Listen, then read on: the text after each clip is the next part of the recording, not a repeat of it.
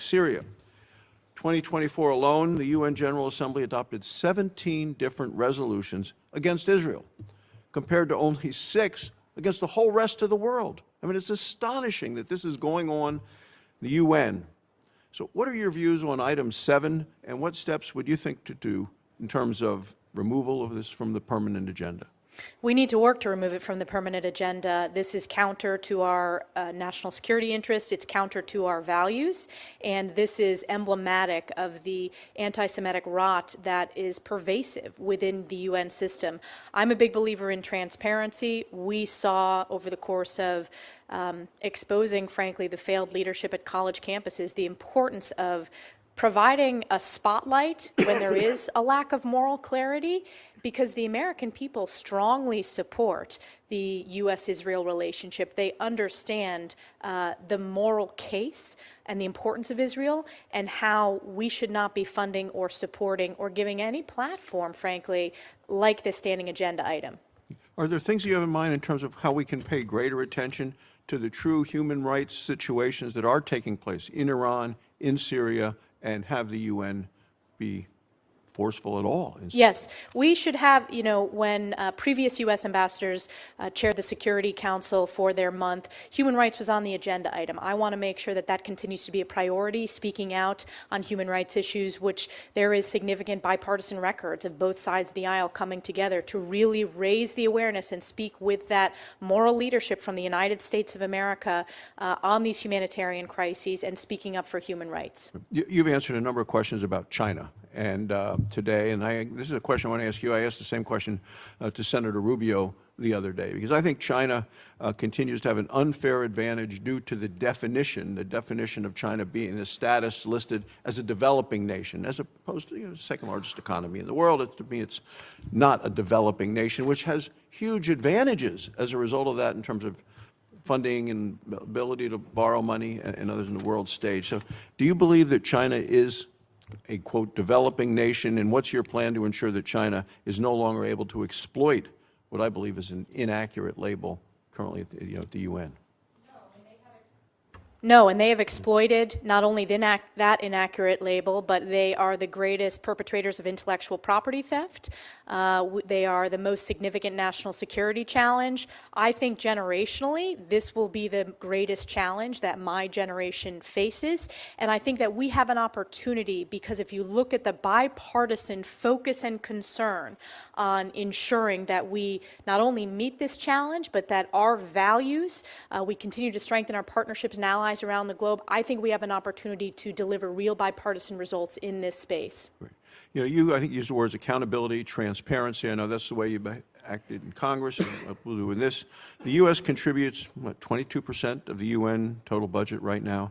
You know, how are you going to ensure that that financial burden at the UN are actually shared more equitably in accordance with current economic realities?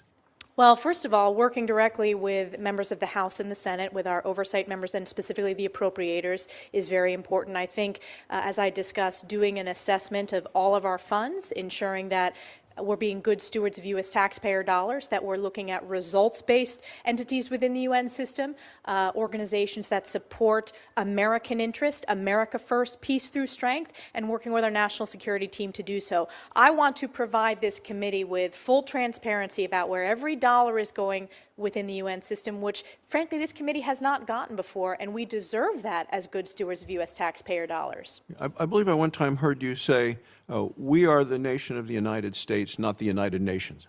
And how are you going to preserve and protect American sovereignty within the UN? I deeply support American sovereignty, and I know that I'm going there to be, if confirmed, the ambassador of the United States to the United Nations and not the other way around, and I will always stand up for American values. Thank you. Congratulations. Thank you, Mr. Chairman. Thank you, Senator Barrasso. Senator Lee, thank you for joining us. The floor is yours. Thank you very much. Good to be back on the committee. Representative Stefanik, congratulations on your nomination. You know, to start off with, I'll say that I've made no secret about the fact that I've got a healthy degree of skepticism about the United Nations. In fact, I've introduced a bill to defund it. But I believe you're properly equipped and prepared to handle the challenges within the United Nations between now and whenever we might have the wisdom to defund it, should that occur. And look forward to working with you on that and on your efforts to reform it from within during your time, should you be confirmed. Now, the United States is one out of 193 member states belonging to the United Nations. In this setting, the U.S. will obviously need to engage with allies and bring about any needful, proper reforms within the UN. Who do you consider our best allies within the UN system? The Brits are a very important ally in the Security Council. Israel is a key ally. I think we need to continue to make inroads with developing countries within South America and Africa. It is important to build on the success. China has had a significant effort to try to peel off those votes in the General Assembly. So I think we need to approach it that every country has one vote. And I know that as a House member, no matter what your district is, you have one vote. We need to build up and build our coalitions. Japan is obviously a key ally. Australia is a key ally. But on the P5, the Brits, we share so many values and are incredibly important. French are also an important ally as well. And then Israel. Israel is a huge priority for me, and making sure that the rest of the world knows that the U.S. stands strongly with Israel. And how would you describe the attitude of the United Nations as a whole toward Israel? I would say it's anti-Semitic. Anti-Semitic. My thoughts exactly. And that is a problem, given the U.S. relationship with Israel. It's a problem that the United Nations takes such a hostile approach. It's also concerning that within the United Nations Security Council, we have people who, let's just say, don't share our interests, who have veto power. How does that limit our ability to affect significant change within the United Nations? It's a significant challenge. It's a challenge that the ambassador, and if confirmed, we will face every day with China and Russia's veto on the P5. And it's a challenge that we're going to need to continue addressing. It is important to speak out and stand up for American values and be a voice representing the United States of America at the Security Council, but it's a challenge. The International Criminal Court maintains a liaison office at the UN headquarters in New York. And as you're aware, the U.S. granted the UN what it refers to as an inviolable headquarters district in 1947. The UN and the ICC also maintain a negotiated relationship agreement that obligates them to cooperate and exchange information. But of course, as you know, the U.S. is not a party to the ICC, and with very good reason. I hope we never ratify that.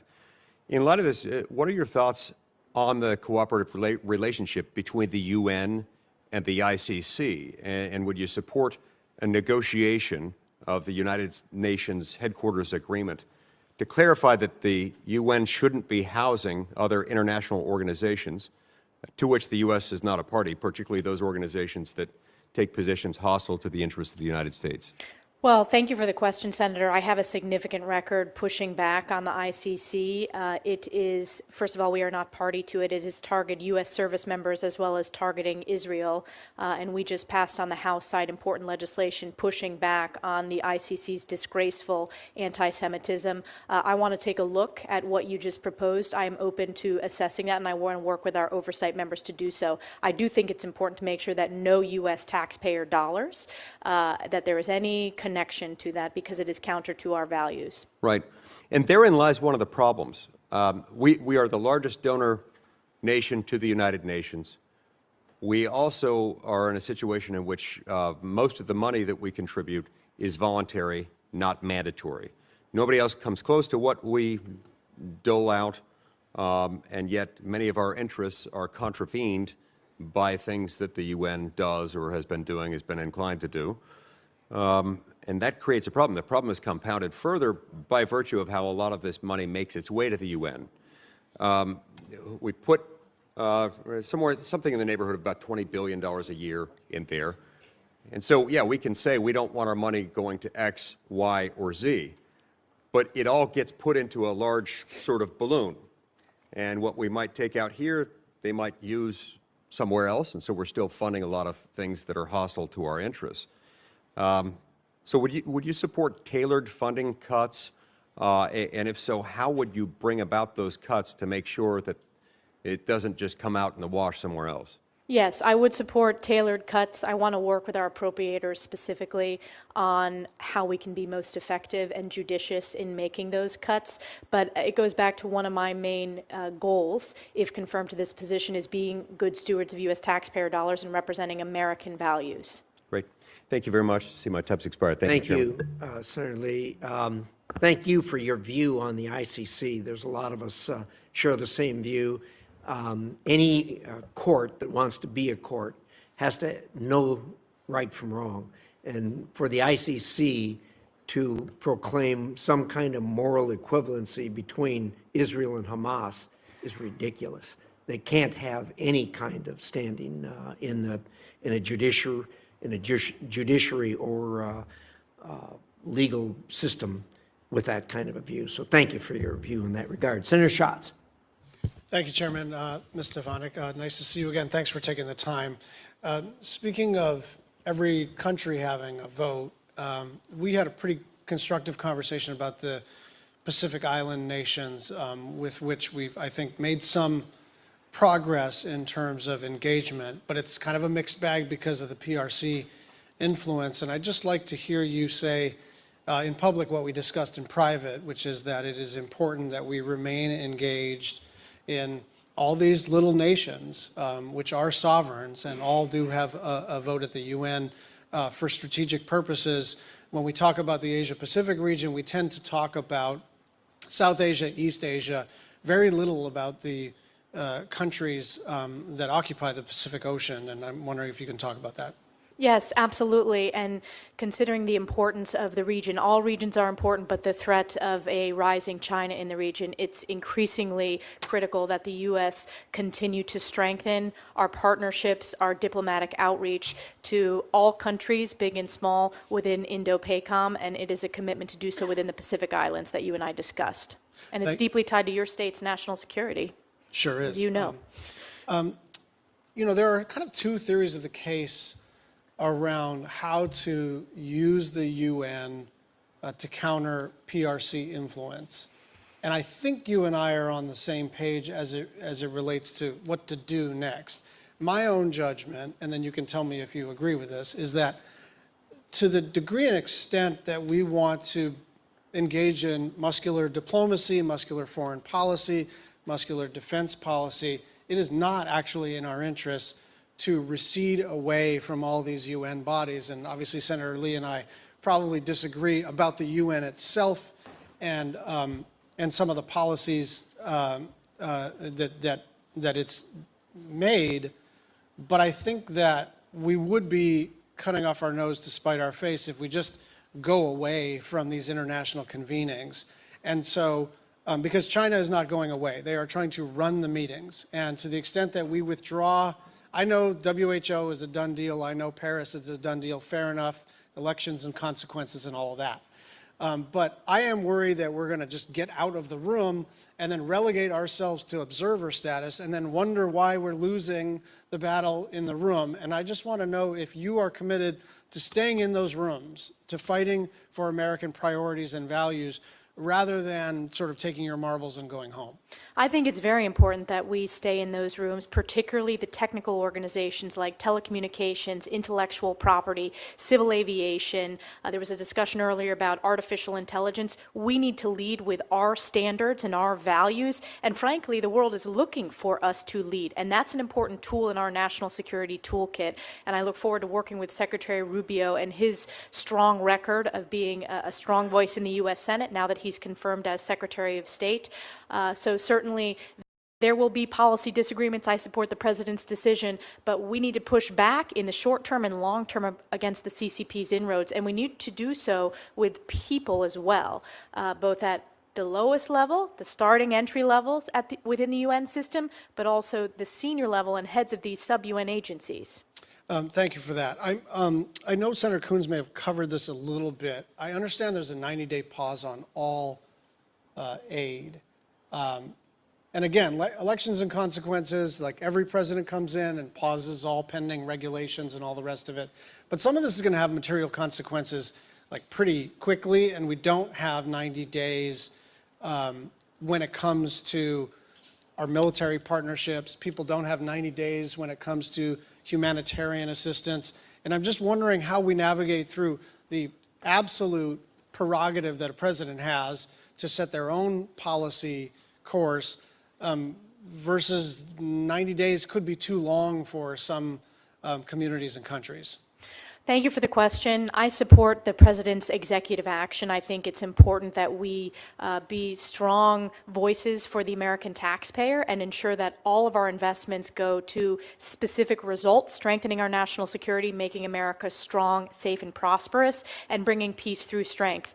If confirmed, I will work within the National Security Council and with the President and Secretary of State to ensure that we have the strong tools that we need within the United Nations to work with Secretary Rubio on our broader national security strategy that the President has laid out for the American people. Yeah, I guess what I'm trying to figure out is, can we agree that 90 days may be too long and that if confirmed, you're going to try to figure out where to turn the spigot back on? Because right now, this is a blanket freeze, and I presume some of the things that are frozen are going to get unfrozen. It'd be better if we could unfreeze some of these things in 20 days rather than 90, because there are real geopolitical consequences to freezing all aid for 3 months. Thank you, Senator Schatz. I do support the President's executive order. We will work on the National Security Council to make sure that all the tools that are needed to protect our national security, and the diplomatic piece is an important part of that when it comes to the UN. I have confidence that the President's going to make sure that we have the tools we need to protect our national security. I liked your answer to the previous question better, but thank you very much. Senator Schatz, you raise a good point. When you do a blanket executive order like that, sometimes the law of unintended consequences takes over. Having said that, every one of these executive orders can be amended, and we have a history of amending them, both sides, over years. So I'm not as concerned about that, but it is a valid and legitimate point. Thank you so much. Senator Cruz, you're up. Thank you, Mr. Chairman. Congresswoman, congratulations on your nomination. You're going to be terrific. I want to go back to a topic you discussed with Senator Cornyn. I want to focus on Iran's push to build a nuclear arsenal, which poses, I think, the most immediate and acute threat to American national security. When the Ayatollah chants death to America, he means it. And I believe he would absolutely detonate a nuclear weapon over an American city if he could. The Trump administration got Iran's nuclear program in a box and kept it there. President Trump withdrew from the catastrophic Obama-Iran nuclear deal in 2018. He imposed maximum pressure in 2019. He invoked the UN snapback mechanism in the UN Security Council, Resolution 2231, to reimpose international sanctions in 2020. For that entire time, Iran was deterred from making significant advances on their nuclear program. They did not even enrich uranium above 5% or cascade advanced centrifuges. Starting in November 2020, the Iranian regime gambled that it could start rushing to a nuclear arsenal, and the incoming Biden administration would let them. Unfortunately, that proved correct. In November, the regime approved a new law calling for major nuclear advances. In January, they started enriching at 20% at Fordo, the underground enrichment bunker built into a mountain that the Obama-Iran nuclear deal left open. The incoming Biden administration responded with appeasement. In February, immediately after being inaugurated, they rushed to the UN to rescind President Trump's snapback, again allowing international sanctions to expire. For the next 4 years, the administration continually dismantled pressure on the regime and refused to impose sanctions. We know the result. Today, the Ayatollah has achieved a nuclear breakout time of 0. We now face the very real possibility of an Iranian nuclear arsenal. I do not believe that this is a threat the U.S. can tolerate, and I'm confident that both the President and Secretary of State Rubio agree. I asked Secretary of State Rubio whether he intends to go to the United Nations and again trigger the snapback mechanism. as a part of his written testimony to this committee. Here was Secretary Rubio's response, quote, "I believe it is in our national security interest for the UN Security Council to snap back the sanctions that were suspended under the JCPOA. I will execute the President's guidance and work with our allies to ensure that snapback takes place." First, do you agree with Secretary Rubio's assessment that it is in the national security interest of the United States to snap back those sanctions? Yes. Talk about how you would execute a strategy to do so, either unilaterally or working with allies. We will have to, that will be a strategy that I develop with the National Security Council in tandem with Secretary Rubio and President Trump to work with our allies within the United Nations, within the Security Council, and there are allies that are already considering this and looking at it, and that has been publicly reported. But obviously, pushing back on Iran is a top priority. It was a success during President Trump's first term, and we've seen the catastrophic results and loss of life during the previous 4 years when you have had an emboldened Iran that has led to directly the October 7th terrorist attack against Israel and Hezbollah firing tens of thousands of rockets against Israeli civilians. Let's move to another topic. You and I talked about the deep rot in the United Nations when it comes to supporting terrorism against America and our allies, especially Israel. As you discussed with Senator McCormick, UNRWA has for decades provided material support for Hamas and other terrorist groups in Gaza. The World Health Organization has also been deeply complicit in the use of hospitals by Hamas for terrorist activities, including for the holding of hostages. The complicity of these organizations deepened after October 7th. The Biden administration embraced UNRWA and the World Health Organization. Congress prohibited the Biden administration from funding UNRWA, but the administration officials circumvented that prohibition by using UNRWA infrastructure. Yesterday, the president rightly and immediately withdrew our participation from them. I think that was a critical first step, but the next step is to enable American citizens to hold these organizations accountable.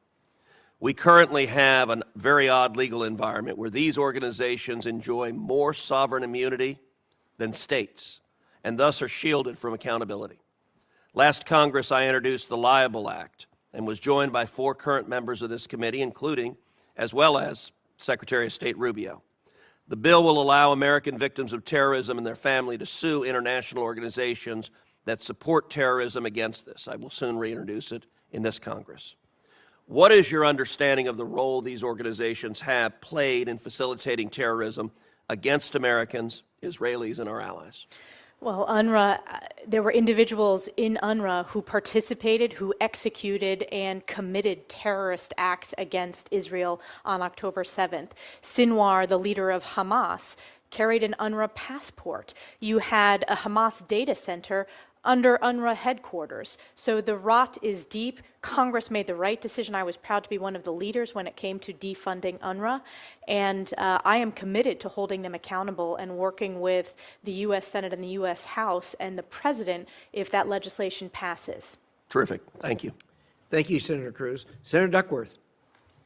Thank you, Mr. Chairman. Congresswoman Stefanik, it's good to see you again. When we met last week, we talked about your strategy for jumping in and getting up to speed among the many career diplomats at the United Nations. What can you say here today about how you will tackle that problem set of facing people who've been there for a long time and who may have long-established relationships and experience at the UN headquarters? I think it's very important to build on their significant experience. Right now, there's the transition happening. If confirmed, I hope to dig in and gain their expertise, particularly the regional expertise that many of the officials within the State Department serving at the US-UN mission. It's very important, particularly in the technical aspects and some of the technical organizations. And some of the regional challenges within the UN system. Typically, the deputy permanent rep is a career, although presidentially appointed, and I will support the president's nominee. Our hope is that that will bring career expertise from within the State Department and an understanding of the UN system. Will you commit to proactively engaging the rotating members of the Security Council and investing time, particularly in relationships throughout those who represent the Global South? Yes, that is very important. It was an issue that you and I discussed, Senator, and was actually asked in previous parts of this hearing. It's incredibly important if you look at China's inroads in the Global South. It's one of the President greatest Trump's agenda. challenges that we That's face why when you look a at the president UN voting nominates habits somebody to of do various his countries. So we agenda, need to build not their upon agenda, our not the regional American public's organizations agenda, not the and push politics, back on Chinese influence in that region, and that starts the with engagement. lobbyists, but to do Thank you. his Shifting gears agenda. to Southeast He is the Asia. president. The crisis in If Myanmar he feels like asked it her is to only do something, escalating then as the that's years what they pass since do. the Tatmadaw took Same way control with, in 2021. the Millions of people are internally Secretary of displaced, State, and there are Marco hundreds of Rubio, thousands who of had just Karen confirmed displaced in 99 Thailand and nearly to a million 0. Rohingya displaced And, into Bangladesh. he's there not Although to we've do had America's UN bidding, Security but to Council do Resolution President 2669 since Trump's 2022, agenda. That's why they ASEAN's get five-point nominated consensus by since that president. 2021, Okay? and So increasing anyway, this is really sanctions targeting exciting. the They're military holding their junta, ground. She's there a is big no fan, of course, sign of to an end President in Trump. sight for So, this crisis. she'll It's do a also good job created a of weapon doing his environment for agenda. criminal Okay, activity, let's with get back cyber to scam this. centers engaging in We're human going to have some trafficking and commercial enriching breaks themselves by today, targeting people but with they'll be fraud. limited. This has a major economic impact, including on people here in the United States who find themselves targeted. If confirmed as UN ambassador, what ideas would you have to get after some of the challenges that make up this really complex case? I'm not asking you to single-handedly solve the conflict, but can you touch on how you would work with regional bodies like ASEAN, especially under the Malaysian chairmanship year, or Thailand, our longest treaty ally of the United States, or the Philippines, where we have a security alliance, UN sub-agencies or other entities to break through the stalemate the world find ourselves in when it comes to Myanmar? Yes, thank you so much for the question. This needs to be among the top priorities when it comes to standing up with human rights, and I'm grateful for the Congress and the Senate for having such a bipartisan record when it comes to standing up for human rights. I hope to return that to a top priority when the U.S. has the opportunity to chair the Security Council, and I think building on these regional organizations like ASEAN is very important. I myself led a delegation with House Armed Services Committee colleagues, House Intelligence colleagues. We went to Thailand. We have gone to other ASEAN countries on that visit and working with them within the region, because it's so important to the security in the region and the values that we strongly support in the region. You point out Thailand as our longest ally, oldest ally in the region. That's a very important relationship, and you have my commitment to continue to build on that. And I also think, ASEAN in this particular human rights challenge that you pointed out, but I think we ought to build on these international organizations like AUKUS, the Quad writ large within the UN, because I think that helps continue to expand our ability to deliver diplomatic results. Thank you. I very much look forward to working with you in your new position. Congratulations. Thank you, Senator Duckworth. Thank You're you. back, Chairman. Thank you, Yeah, Senator she's doing a Duckworth. great job of testifying. Well, thank you, Mr. Chairman. I had a couple more follow-up questions. Let me also, though, first recognize Congressman Joe Wilson, who I'm sure is here in support of Congresswoman Stefanik. So nice to have representation from the House Foreign Affairs Committee. Thank you. Congresswoman, the UN Security Council recently renewed the mandate for EUFOR Althea in Bosnia and Herzegovina through November 2025. It's been a constant challenge, and I worry that the UN-backed peacekeeping mission is needed now more than ever, perhaps in greater force because of the Republic of Srpska leader Milorad Dodik, who is sanctioned by the U.S., and he continues his secessionist threats. So if confirmed, will you commit to building consensus for maintaining that peacekeeping mission in the long term? Yes. Thank you. Another area that I'm concerned about is the work of the International Organization on Migration and the UN Refugee Agency, which is We're going supporting to be going to commercial break thousands here in of just a minute. You've been displaced watching from Smart Money Television. Russian-occupied territory. We know we have about 7 million Ukrainian refugees globally, 3.6 million internally displaced in Ukraine. I think they're going to get this Moldova, going in and let her which make is her sandwiched comment. between But we're going to be going to Ukraine, commercial break here in and just a minute. has Y'all hang in there. significant Enjoy Russian the influence, confirmation hearings hosts today. refugees that are equivalent to 5% of its population. It's dependent on UN humanitarian support especially. So if confirmed, will you continue to support these critical humanitarian operations in Ukraine and Moldova? I think it is important that we take a look at all of our UN entities and all of our UN agencies to make sure that they deliver results and represent our values. And I want to work with the National Security Council and Secretary Rubio to do an assessment, make sure that it's results focused, and get back to you once we do that. But I want to work with Marco on that. Good. Well, that's fair. And I think it's in our interest to help ensure that those countries who are impacted by the fallout from the conflict have the support to be able to withstand Russian influence so that they don't also fall as the result of conflict. Just a quick reminder while it's fresh on my mind. And let me also Anything register that's in the my commercials support that doesn't for have the a UNIFIL telephone mission. number or a Again, I QR think it's code that they can one go that to, we need to we want to examine take and out see of how there. we ensure that We they want to continue make to sure be that we can a monetize every strong commercial break. bulwark against Hezbollah and what's happening in Lebanon, but we need to ensure that there is somebody there to address the peacekeeping that needs to continue now as the result of Lebanon has actually made some real progress in getting a president in place and a prime minister who are outside of the influence of Hezbollah. I think anything we can do to ensure that continues is really important. With that said, I also want to go back to Syria because you talked a little bit about the concern about HTS and what they will continue to do in Syria has come up in the questioning. The fall of Assad probably dealt as big a blow to Iran and Russia as anything that's happened in the Middle East in recent years. And I think it's important for us to think about how we fill that vacuum, because if we don't, or if those people who support freedom, support the opportunity for self-determination for the Syrian people, then we know that Iran and Russia and other players will come back in to the region. So can you talk a little bit about how you think we can ensure that humanitarian aid continues to get through into Syria and that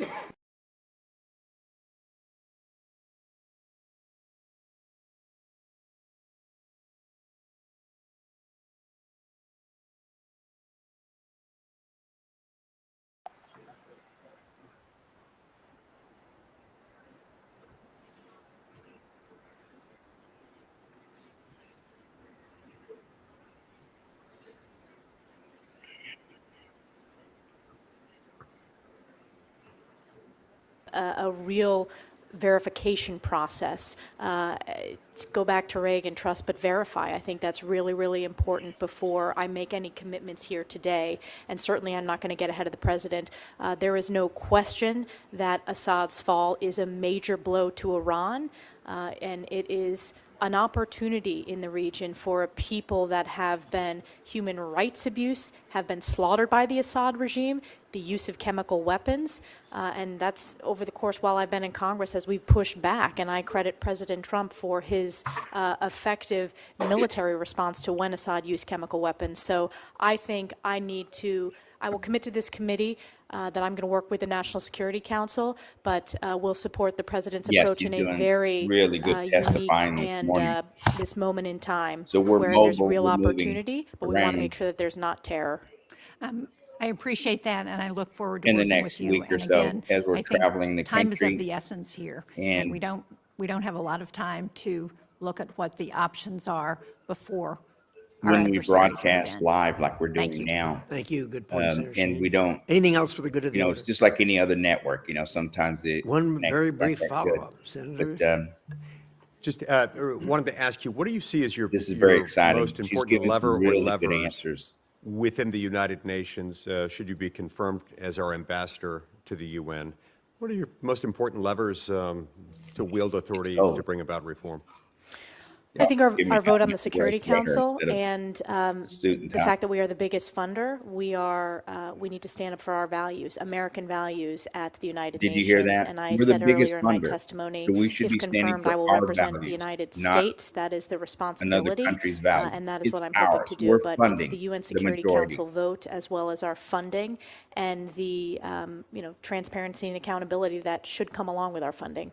Great. Thank you so much. Thank you, Thank you, Chairman. Senator. What they didn't Senator mention Duckworth, is you had a that follow-up. Yes, thank you. Just one We're supposed question, to be Congressman Stefanik, funding really about 22%, which the means rights we're of the persons with largest disabilities and contributor. people with What disabilities they're around the not world. telling you I think the is United that States is in a very we're unique position to actually lead, and I funding think this is close a to place where 90% you can of the work with UN other nations funding. at the United Nations when it 90%. comes to issues that persons We're with only disabilities supposed to be face around the funding world, discrimination and the 22%. like. We still are Actually dealing with funding unexploded closer to ordinances from the 90%. Vietnam War in That places has like to change. Laos This and is why Vietnam and President Trump Cambodia. wants to shut down the Have you UN. thought a little bit about Why what are we work you paying would for do when it something comes for the we're issue of persons with doing somebody disabilities else's bidding? in Like your these role other as our countries UN say they ambassador? want to. Absolutely, Senator, Do and this I and thank you that for and your sanction leadership us on as a this country? issue, Come on. working with so Shut many it down. senators across the aisle. And we're paying I for think it? it's a Don't think very so. important way that That day's America over can with. lead when it comes to human rights and human dignity, Other and I countries hope have to bring got that to start leadership, and I know that paying Secretary their Rubio, amount. during his Once testimony, again, committed to that as 22% well is what from we're the State supposed to be Department approach, paying. so I We're hope the to be a strong largest partner in funder doing of the so. UN. But in Thank reality, you. I we're yield back, paying Mr. Chairman. closer to Thank you 90%. very much. Now, with Trump coming in, At this that's gonna point, end. I am going to order the letters of support and matters related thereto regarding Congressman Stefanik into the record. They will be Let's listen placed in to, the record. I'll leave the record open until this is all 5 really p.m. exciting stuff tomorrow if you like evening, in politics. case there are It's questions the for the average record from person. members of the committee. So Yes or with no, that, notice. our thanks to you. Thank you Awesome. for spending the time with us here Interesting to today. watch. Really And good unless stuff. there's anything else for the good of the order, committee I've gotten is lots of adjourned. comments of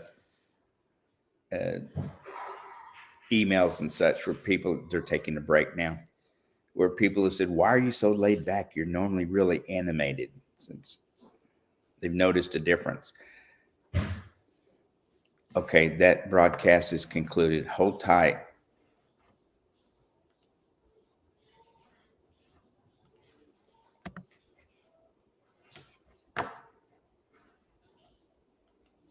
Let's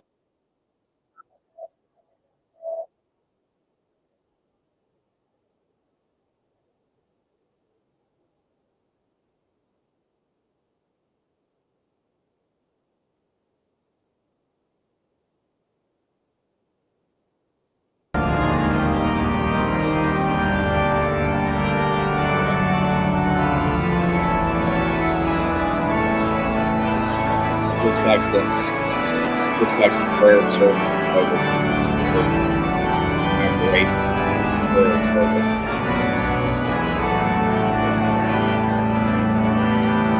Yeah, this.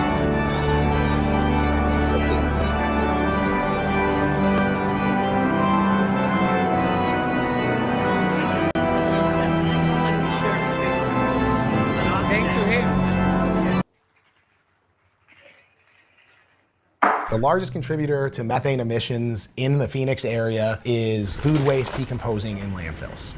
Because they tell me what's going on with veterans.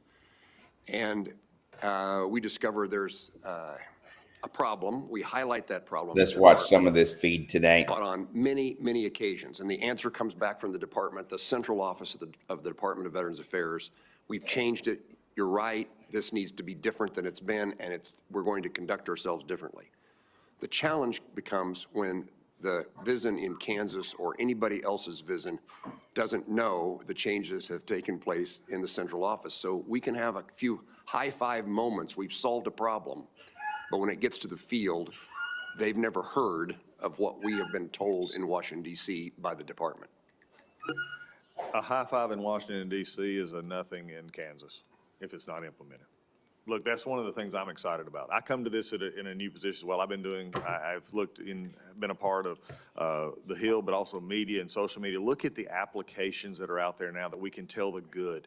You're going to see, the department is going to hear from me directly. It's not going to come through memos. It's not going to come from me sitting behind a desk on Hyatt Central Office. He's going to do It's a gonna great come from job. me through videos that are going to be on our social media. It's going to be through emails that we're going to send, encouraging them to know this is my direction. They'll hear from me. That if we're still getting, that the idea that a veteran has to call their congressman or their senator for help, that we're missing the mark somewhere. They're going to hear it directly from me. And here's the other thing. They're going to see me. They're not going to have to wonder what I'm thinking, because all of a sudden I may just show up at their hospital. I may just show up at their CBOC, and we're going to talk about it, and we're going to make sure that our veterans are getting taken care of. I'm not pie in the sky thinking I can wave my magic wand and make it happen. But I will tell you this. They're going to know who their secretary is. They're going to know who their secretary cares about.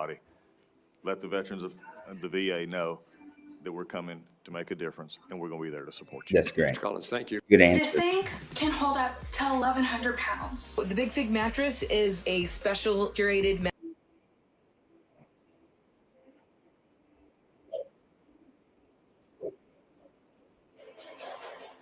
Let's see what's going on here in C-SPAN today. He said, I want a good transition and I don't want any time bombs left. Our guest joining us, and I just want to mention to folks, if you want to ask her questions about this transition process, 202-748-8000 for Democrats, Republicans 202-748-8001. This was a prayer Independents, service earlier this morning, so this is a 202-748-8002. rerun Text on us what at was happening. 202-748-8003. Martha Kumar, you talked about the importance of letting that the events are more important, or the job is more important than the person, in the sense everybody's in church right now. How does that add to the element of today's events? It starts out with a sense of unity, and that there's something more important than each individual. In St. John's Church has been there since This is from yesterday. 1815, and Yesterday's all the stream. presidents from Madison forward. Sometimes it's good just to relook at over some of this stuff. We'll go back to some regular programming here for later one today event or another. and over the next couple of days as we redo our playlists. But it's a We have some reminder exciting. at the beginning of a let me day go. of Hold a tight. transition that there's something.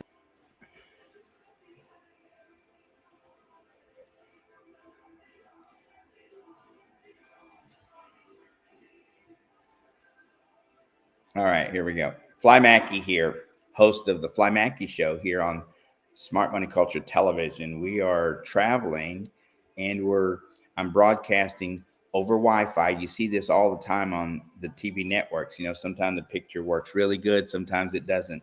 But our feed is always real good into the towers that go out into your home. So we're excited to bring you Smart Money Culture Television. In the next couple of days, look forward to some new lineups, some new shows. We're going to be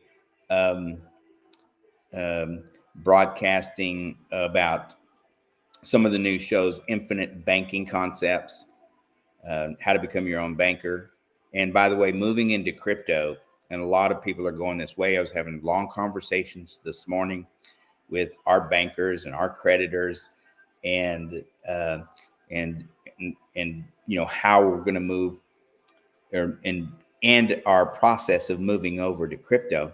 And I was explaining to him how the crypto exchanges, back in the day, you get a little nervous about being able to use an exchange. Can I put my money on there? And should I leave my coins on there? The exchanges are a lot safer. We're not giving any advice, but I'm just giving you my own personal overview of the crypto exchanges. Are a lot more safe and secure, or just as safe and secure as the banks. And I'll give you an example of FTX went down, as you know, a few months ago, and then they put Sam Friedman in prison for like 20 years. Highly autistic fella, and I have a feeling that there's going to be a review of that. So we'll see what happened. And a lot of money went to politicians.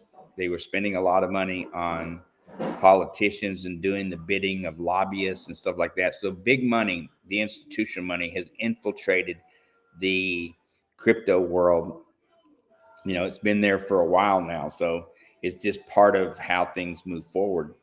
And, you know, back in the day, the crypto world was all rebel, you know, being a rebel, so to speak. And so, yeah, but that's just the way it went. You know, it was supposed to be supposedly everyone wanted to be separate from the banks and the government, and you know, excuse my language, this give it to the man kind of thing, because we're going to do something different. And it's morphed into, of course, just like regular investments, regular banking, so to speak. Most of these exchanges, I would say, the majority of the exchanges are just as safe and secure and easy to use as any bank. Okay, so most of them don't give credit cards or anything like that, but they You can get a debit card with most exchanges. But once again, when you're on these exchanges, you are, and I'll get back to FTX. I'm doing what President Trump says, when you go, you got to do the bigger story and then you come back and tell the story, right? So the, you can get, when you make a purchase or you pay somebody or you send some crypto, like let's say you're sending cash, USDT. Let's say you're sending that coin to somebody and you're paying in crypto. Of course, they can upload or they can connect their bank accounts with the exchange, cash out the USDT and download it into their bank account if they want, or just get a debit card with the exchange and use the debit card, the Visa, MasterCard, debit card, just like they would use as a bank, and go anywhere and make a purchase instantly. Right now, there's no lag time, there's no waiting, there's no holding, there's no like taking an hour or anything. Like it's just like you use your Visa or MasterCard now. You swipe the card and they get paid. It's that simple. And that's how advanced the exchanges are these days. Getting back to so with that said, when FTX went down, there was a couple of reasons for that. I won't get into too far into the weeds on that, going down that rabbit hole. But China had about 50% or so, maybe even a little bit more, of the liquidity on that site. And it didn't need any, it would have gone down if it would have lost 10 or 20% of its liquidity. It couldn't have lasted because too many trades were going on, and it would have put a halt to people being able to process a trade or a purchase. Okay. And so when China decided, this was the big fall, which nobody's going to talk about. You're not going to hear this in the mainstream media. You'll never hear this. Even with other crypto people, experts out there's a lot of really good, competent, excellent views out there being told on YouTube and all over the internet with their own podcasts, et cetera, who do great work, but it's never going to talk about the real reason that FTX went down, and that's because China pulled their money. And when you have any institution, like you could have any large bank or any large 100 millionaire or billionaire who's adding hundreds of millions or billions of dollars into the liquidity pool. We have a lot of. Could you do me a favor and shut that door, please? It's live TV. They're working in the other room there and they're playing that music. I'm telling you, there's no dress code anymore. You have to dress up and stuff like that. Yeah. I don't even like the dress codes. Yeah. I may show up in tennis shoes and shorts and a t-shirt. Yeah. So you'll say, look at this old guy. He actually runs a business. Yeah. We're kind of like the senator. I can't think of his name right off the top of my head. He showed up at inauguration in shorts and a big sweater, pullover. And people were looking at him like, "Ooh, look at that!" And I'm like, "Yes, go." Anyway, when these exchanges work on liquidity, and that's one of the great things, you actually know that there's money there. It's not like a bank where a bank, they're required to have 10% cash in the bank of their total usage. Okay. But on the exchanges, they have to have 100%. They can't work with not having money. It works through liquidity. That's what makes them so safe. So when FTX went down, when China pulled their money, and they literally said, nope, we're pulling our money out. And when they did, it went down instantly. The exchange could not handle the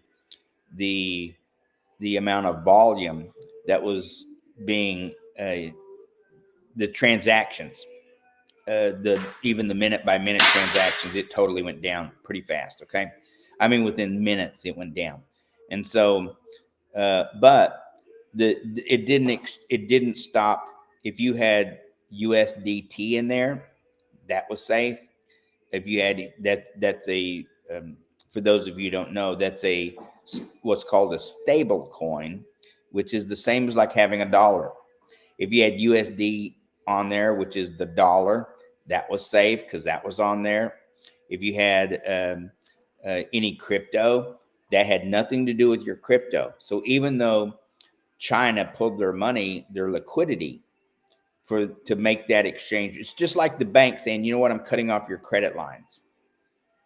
And you're running a business and you need those credit lines daily because you're using it. You have money coming in, but you're using those credit lines. As soon as they say, nope, your credit cards are gone, your credit line's gone, that's exactly what happened with FTX. And they've recovered, if not 100%, pretty close to 100% of everything that was on there. They tried to say that everyone lost their crypto. People aren't that stupid. That was the narrative that was going out because that's what they wanted people to think, that everyone lost their money. Not true. Anyway, so I don't know if you could call me a fan of Friedman, but I think he did a really good job of growing the company.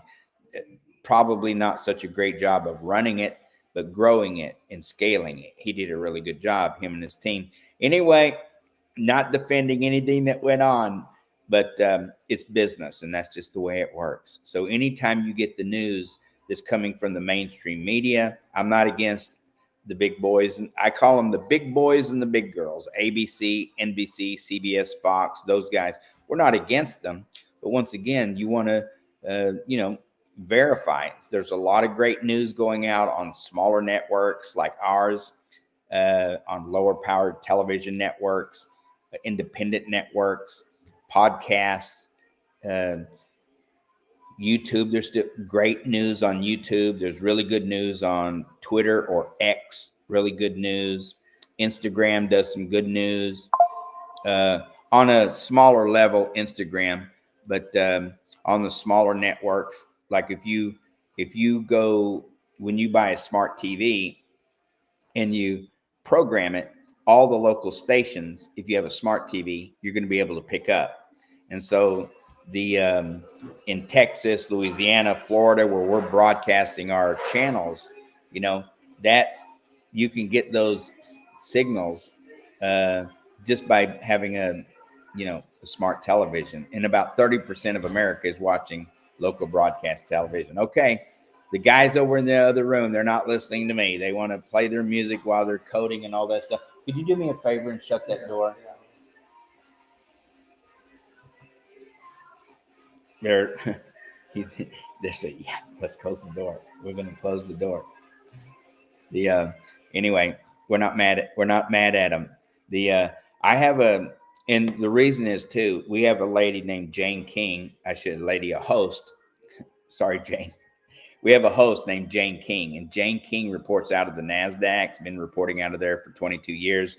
Does a great report. You're going to see her. See, I told you we're going to come full circle because this is what we started talking about earlier. Jane King, who is broadcast from the NASDAQ, does a show in here a couple of days a week. And then we're changing some of the live shows. We have Dustin Plant-Holt, who does a great show, interviews a lot of politicians and you name it. So he's going to be doing some more shows. We have, of course, yours truly, Fly Mackey. I like to do a lot of live shows where we're talking about crypto and a little bit about politics, but a lot about crypto. We have Stephen Nagy and his group and Christopher Noggle and his group that are doing new shows that have to do with the infinite banking concepts, which is amazing. We have shows about velocity banking. Those are phenomenal shows. We're going to get back to some of the hearings in just a second, but we have some shows regarding the infinite banking and velocity banking, which I was talking to one of our bankers this morning about the velocity banking and his company moving over to crypto. He's like, I know I have to do it. And I said, well, we're not a license to give any advice or anything like that. But as a person, one-on-one, if you want, I'll have somebody reach out to you and they can give you some guidelines of how to do that. It's exciting stuff what's going on, and just look forward to a great lineup.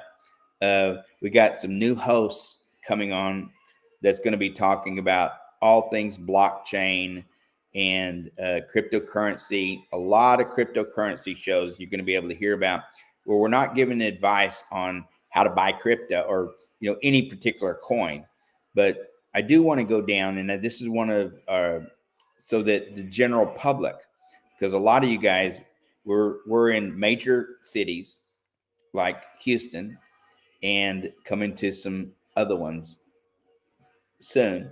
And then we're in some smaller markets like College Station and Beaumont and Corpus Christi. And then, of course, Louisiana, Lake Charles, it's a small community. But it's the heartbeat of America, these smaller communities. Of course, Tallahassee, Florida. And so we're grateful to Tallahassee and the Florida gang over there.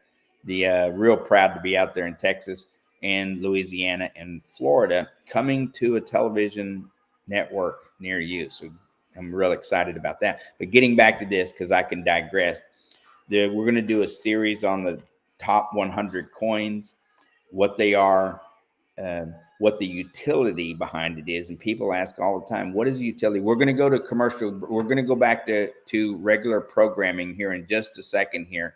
We got about 1 or 2 minutes before the hour.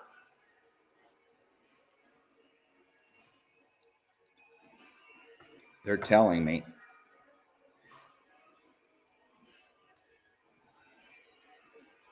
They're telling me that we're going to go back to regular programming here in just a second. You've been watching Smart Money Culture Television.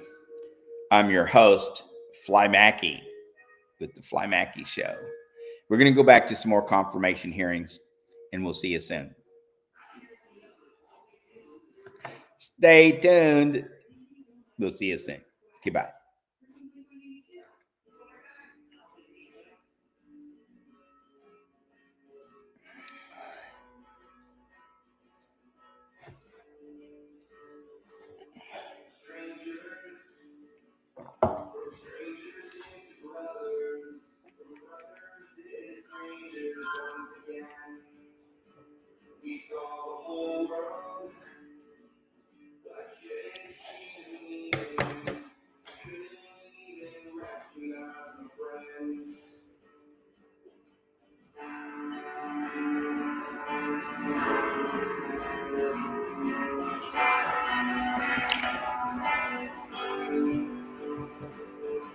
Older, but nothing's any different.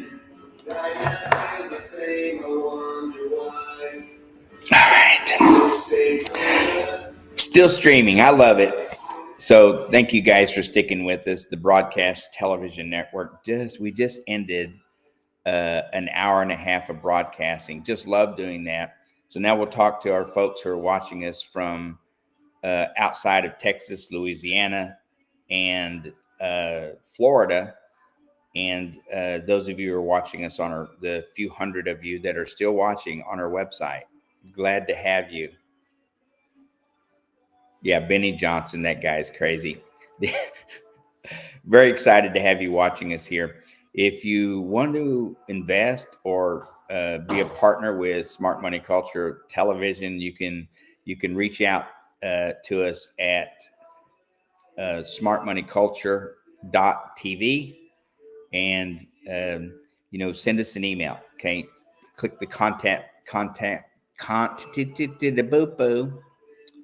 Hold on one second.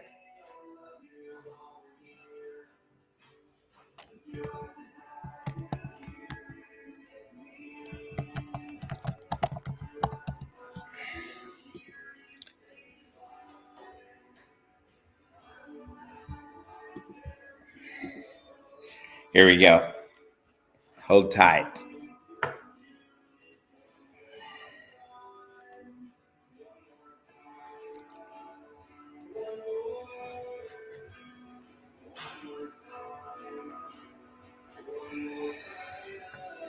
So here's our website here, Smart Money Culture Television. And this is where we have a couple of hundred of you guys. Thank you for showing up. And anyway, so you can go here to this site here. This is our Smart Money Culture television site. And you can watch the regular programming, which is going back on now. And if you scroll down here, you can see the playlist. Some of this is going to change because we're changing some of the shows here that's no longer with us, that we're adding new content creators, et cetera, et cetera. There's yours truly, Fly Mackey. I look pretty good. You know, when they make you up, they put makeup on you, do your hair, make you put on a suit. You look better. And we really love that.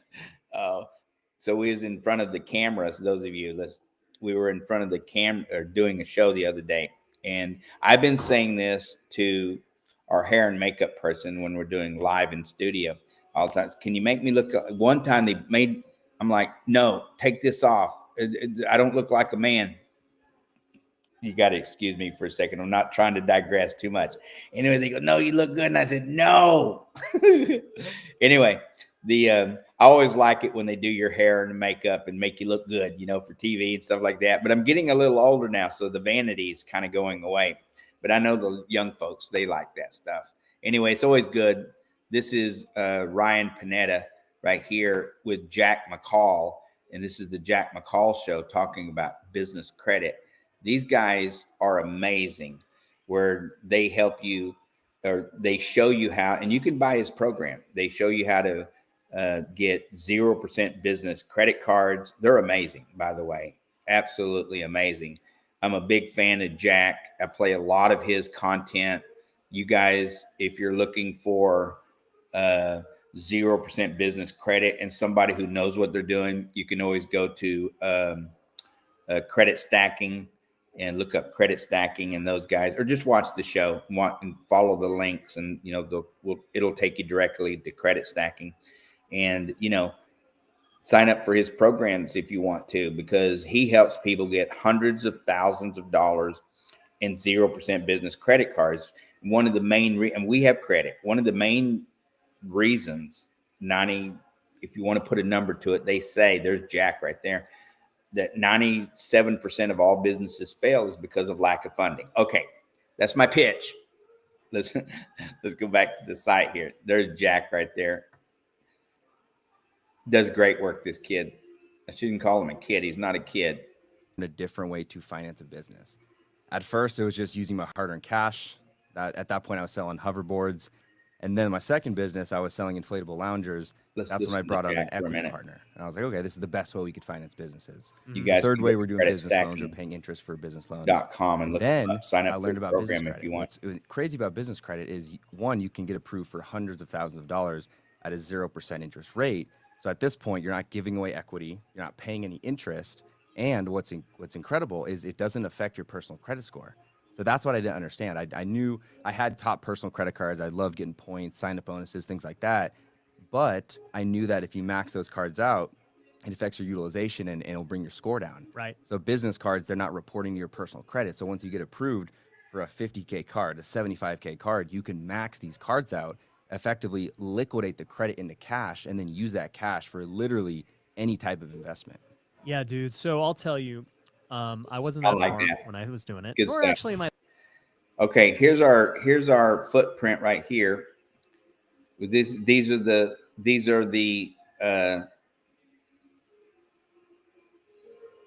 cities that we're in right here. Bam, bam, bam. Coming to a city way up here.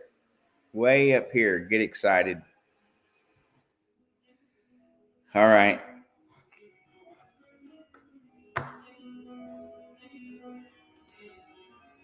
All right, guys and gals. Fly Mackey with Smart Money Culture Television, and we'll see you this afternoon.